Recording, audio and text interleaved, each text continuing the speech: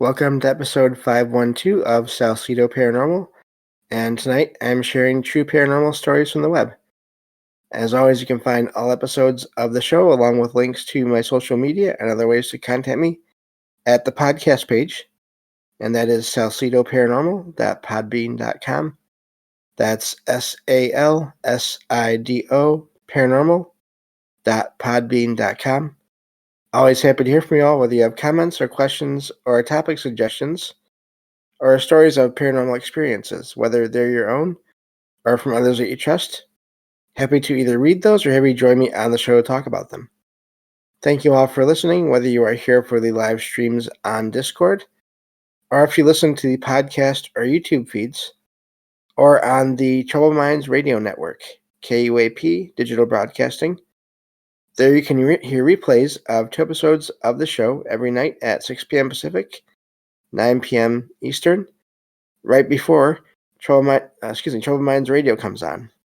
As always, I'd like to thank Michael Strange, host of Troubled Minds Radio, as well as Liam Martin, host of the Exile Minds podcast, for producing the shows and putting them up on the station as you hear them there with all the music and everything. And if you'd like to help the show, there are some different ways to do that. You can always share the show with others and like it as well on the different platforms. Rate and review it on your podcast platform of choice. Also, I have a Patreon page where you can find extra content there. As of right now, just one episode, but there will be one new episode showing up there once a month, starting in January. And that is available to anyone that signs up on any membership level there. So there are 4 tiered levels there, and they're just another way to help support the show. Also, if you like paranormal fiction or nonfiction books, I have some of those available for you all to check out over on Amazon. And if you'd just like to make a one-time donation, the best way to do that right now will be through PayPal. And all those links can be found in every episode description, and you can go from there. Help is never expected, but always appreciated, as there are expenses in making these shows, from equipment to research materials to travel expenses when I am able to travel. So, I think that takes care of all of that. Thank you all for listening again, and bearing with me as I try to get back into a full schedule again. And really glad to be doing this. And let me see here. I think that takes care of everything for now, so I can get to these stories. And also, just for any new listeners, anyone maybe just as a reminder, I'm always looking for, as I say in the introduction, if you've ever had any kind of a paranormal experience, or multiple experiences, and you'd like to talk about them or basically write up an account of what happened, I am always happy to share those. So definitely reach out to me either through Discord or also I have an email address, and that is salcidoparanormal@gmail.com. So just like the show, except for with at Gmail at the end there instead of the podcast website name. So I definitely would love to share more of those kinds of stories from people that are able to write in or join me on the show to talk about them. I love doing that as well. So we had a few of those shows, but not a ton. So would love to see more of that. The more things we get from listeners, and whether it's submissions in the form of writing or guest interviews, the less of these stories from the web that we have to find, and the more personal I think it makes the show as well. So just a thought for anyone who has experiences that you like to talk about. You're always welcome, and just want to put that out there. So, but anyway, back to the stories I have found. This one says, about 14 years ago, my dad and uncle were at my grandma's property at night. The property is divided by a creek, featuring a downward slope, a bridge, and an upward slope. My dad and uncle were crossing the bridge when they witnessed a glowing, floating coffin. The mysterious coffin approached them, prompting my dad and uncle to run back to the house, where the rest of the family was at. I'm not superstitious, but the story still gives me the creeps, especially since both my dad and uncle saw it. Can anyone explain this? And that's where that story ends. All the stories I've heard and read about, I've never heard one quite like that. I've heard of a lot of apparitions of things, from people to animals to vehicles to just eyes in some cases, a lot of different things. And I've been doing this show now for 3 years, been listening to other shows for many years before that, I'd say at least good 5 years before doing the show. And I used to listen to shows all the time, a lot more than I'm able to now. I can't think of another story where anyone saw something like that. And so that really is an amazing story to me. And I'm guessing it sounds like the writer there and then their family, it's not like they don't start off by saying we're interested in the paranormal. We hear and see things all the time. In other words, they don't seem to be looking for these strange things to happen.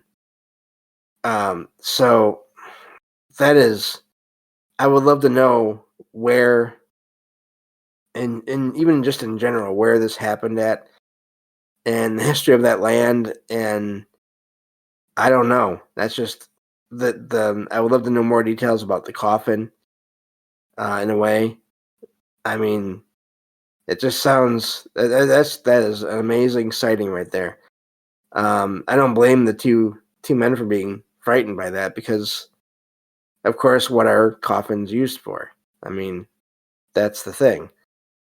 Would there have been anything inside of it? Was it a physical object that was somehow being manipulated, or that was again, like they said, floating and glowing?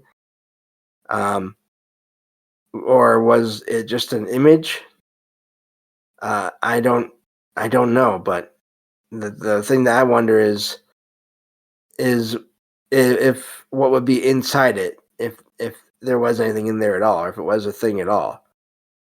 And so I have no idea what that story, but excuse me, I forgot about that story. It's been a little while since I've read some of these stories, because I found them a while ago. Probably end of October for some of these. End of October, I'd say, for a couple of these here.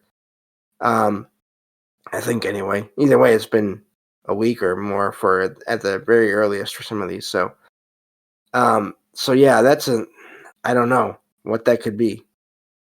It makes me wonder, again, every once in a while, in some places where there's severe weather, unfortunately, in some cases, there are times where the natural conditions, due to weather and then the way the land is, where unfortunately coffins and remains do sort of come out of the ground through water flow, through shifting ground, all those different things. And so I really wonder, was there any of those circumstances in that area? Could that be part of the explanation for what they saw? I don't know, but that's the only thing I can think of as to why they'd be seeing something like that, possibly. And even that to me is I don't know, it seems like a stretch, possibly, but really amazing story there. And I would love to know more about the area, and also just other reports of anything else going on there. Any other sightings of that. I may have to do a little bit of digging to see if I can find any stories like that again, just to see if that's more of a thing, or if that really truly is a sort of a what they call a one-off, where it's these strange sightings that there's no other reports of that same or similar sightings anywhere, and they do happen once in a while. It's not it's almost as rare as whatever it is that's being seen, but they do happen. So you hear about them in different shows. Is what I'm saying there. So anyway, yeah, I don't know what to make of that one, but just wanted to share it with everyone and see what you all think as well. So moving on to the next story here. This one says, when I was younger, I went out to meet a friend, a boy, it says, near my friend's house. After being dropped off, I started talking with the boy on the road. Under a distant street lamp, we both observed a shadow of, quotation marks here, human being, close quotation marks, crawling on all fours. The shadow seemed unaware of us, and I asked the boy if he saw it too. He tried to explain it away, but did say that did say that the movement was strange, sorry. The figure moved fluidly on all fours, resembling an animal with limbs bent like an animal's. It appeared bald and without clothing, with no visible anatomical features. We ran into the boy's backyard and hid when the figure faced us and stopped moving. Once we looked over the fence later, the humanoid figure had disappeared without making any sound. I can't figure out what the creature could have been. It didn't have the exact build of a real person. And so that's where that story ends. That sounds almost like a shadow figure that is also almost like a cryptid, or at least not a regular human, just by the way they're talking there. And I don't know what to make of that. It is odd that they were on all fours under a streetlight. Streetlights seem to be that pops up in a lot of stories, sightings of things either trying to avoid the streetlights or trying to stay in the streetlight, trying to be seen, or at least that's how it seems anyway. Trying to use the streetlight, and so I don't know with that, but that's always odd when you hear sort of mixes of two what you would think of are different things, which is shadow figures and, let's say, cryptids, if you want to just go with that very general term. But they do happen here and there. That's not the first one I've heard of that, of a similar thing. The other night, did a show, and there was a shadow figure that looked like an elf. And but of course that one was indoors, and so these shadow figures don't seem to be stuck in any one form. They seem to be able to change shape, and that's part of what is so odd about shadow figures. So I don't know. It's really odd there that this figure seemed to be moving around. I wonder if it was looking for something or not. I don't know. It does seem like they noticed the writer and their friend. I'm glad I didn't really go after them. But yeah, really amazing story there with all that going on. Again, I wonder about the history of the location, but these shadow figures and even cryptids, they're not always seen just out in the wilderness or even inside people's houses. They do seem to happen. All these things seem to happen everywhere, just about. Whether it's indoors or outdoors, whether it's in the country or in the middle of a town or city. So there's that, and so yeah, I really, that's really an amazing story there. I'm guessing the writer and their friend didn't have any other sightings of that shadow cryptid. Um, so that's good, but also that makes you wonder: was it just passing through? I do think that is something that happens with all kinds of different entities. They're moving through an area for whatever reason, and they either happen to uh, be noticed, or they want to be. In some cases, they want to be noticed, but they're still just basically passing through, or it just happens. Again, it's hard to say. So, neat story there. And again, I have no idea what that could be. Let me see here. Moving on to the next story here. This one says, in my area, there are many stray cats, and a skinny black cat approached me one day, meowing to come inside.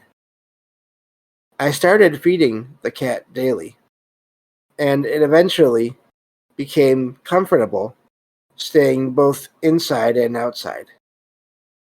After 4 years, the cat is now healthy, loves being indoors, and sleeps in my room at night. The cat, which is fully grown, prefers not to be in complete darkness and sleeps on a small, padded chair against the wall. About a year ago, I noticed a dark mass below the chair that resembled the black cat, seemingly mimicking its actions. I usually see this entity near the cat, and I have seen it cleaning its paws and face with pointy ears flickering. Despite the mysterious nature of the entity, I no longer am frightened when I see it, but I still wonder what this could possibly be. And that's where that story ends. That one to me is amazing because it seems like there's a couple of options there that jump out to me right away. If this cat is sleeping while this other image is there doing cat-like things, I wonder if it's some kind of a out of body astral projection. But then it's odd that that it's being. I guess it kind of isn't odd that it's being seen as it appears, as it really appears. So basically, another black cat there on the floor. So either it's projecting itself somehow while it's sleeping, which I do think is a something that they can do, or is it some other entity, maybe another distant relative of that cat? Who knows? Maybe a spirit. Again, I don't know. That is connected to that living cat that is also staying at that house now, of that writer, or the person that had that experience, has those experiences. Sounds like it's multiple times too. So did they get one black cat, or did they get two? And one is the living one, and one is sort of a ghost cat. I don't know with that, but it makes me think of just some of my own experiences I've had with my own cat Logan. And for those of you that have heard these stories a lot before, I apologize, but you never know when new listeners will show up. So I'm going to talk a little bit about that because I've had the sighting of another cat right basically appear before I see Logan. Either it's either a astral projection of Logan in one spot in the apartment while she's in another, or it's somehow teleporting teleportation. And I say that because this has happened a few times, not just once. And then, of course, there's another time where I saw Logan in a dream. But I'll just go over the sightings of Logan, my cat, sort of seeing her in one place in my apartment, which is a small apartment, and then turning and seeing her in another spot when I know she didn't move from the first spot. Not physically anyway, not to where I could see or hear it. And that has happened 3 different times. So it really is amazing, and I wonder if it's some kind of a astral projection, out-of-body experience, by location even. I mean, who knows for sure? And so it reminds me sort of the story in a way. Maybe the writer is either the writer is sensitive enough to notice these things when the cat is maybe basically doing these odd, almost supernatural things, or there's again the possibility that it is another entity. But going back to, it's funny, it does kind of tie into the other thing I was going to talk about, which is the one time Logan, when she was a kitten still at this time, I'm pretty sure she protected me from some other entity that I saw in a dream. And in the dream, I was in my kitchen looking for something, and I was hearing sounds on my couch bed that was in the living room at the time. And I looked over, and I could see what looked like 2 identical versions of Logan, my cat, who's a tuxedo cat. And I could tell just by sensing or just by some feeling that one was Logan. It was really her. And the other was not. But it was also conscious. It was aware. And they were staring each other down. And I didn't like the feeling I got from this other whatever this was. I don't know if it was pure evil or anything like that. I don't know if it was just because it was unexpected or because it was conscious, so I knew it wasn't just a dream. But either way, I didn't like it. So I woke up. And Logan was sitting on my bed looking at me, almost like she was asking if I was okay. So for anyone who's never looked into the paranormal or supernatural or anything unexplained and isn't aware, cats do seem to, I mean, pets in general do seem to be able to sense when there's something going on. But I've only had experience with cats directly, and I can confirm that seems to be the case. So, amazing how all those stories worked out tonight. And hope you all don't mind, like I said, that I went into some stories I've told before, but I do like to share them when they seem relevant or connected to the stories I'm sharing. Because the more you look into these things, if you've had experiences, you'll find these connections, and I think it's always good to point them out. So that's all the time we have for tonight. Thank you all for listening, and I will talk to you all on the next episode of Salcedo Paranormal. Take care.